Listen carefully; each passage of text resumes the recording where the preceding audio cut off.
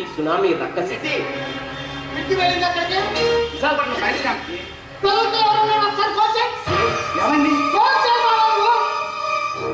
ఇప్పటి వరకు 564 మంది చనిపోయినట్లు చెబుతున్నారు. అందులో 300కు పైగా చిన్నపిల్లలే ఉన్నారు. గల్లంతైన వారు ఎంతమందో కూడా ఒక అంచనాకు రాలేకపోతున్నామని అధికారులు చెప్తున్నారు.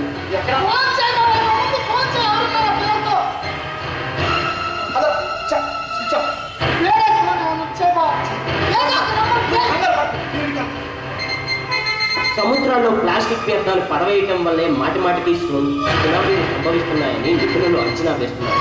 కొన్ని దేశాలు మిలియన్ టన్నుల ప్లాస్టిక్ను సముద్రాల్లో పారవేస్తున్నాయి. పాలిథిన్ కవర్లు, తేలికైన ప్లాస్టిక్ నీటిపై తేలుతూ సముద్రంలో కప్పివేయబడుతుంది.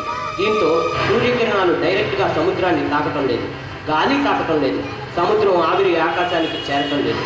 దాంతో సముద్రం లోపల బిక్కిరై ఘర్షణకు లోనై ఇలా తరచూ సునామీలు సంభవిస్తున్నాయని శాస్త్రజ్ఞులు చెబుతున్నారు.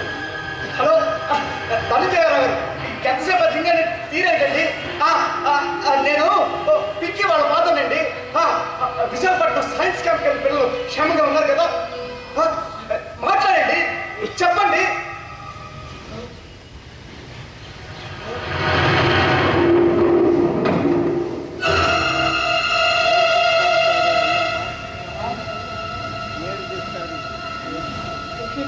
కదా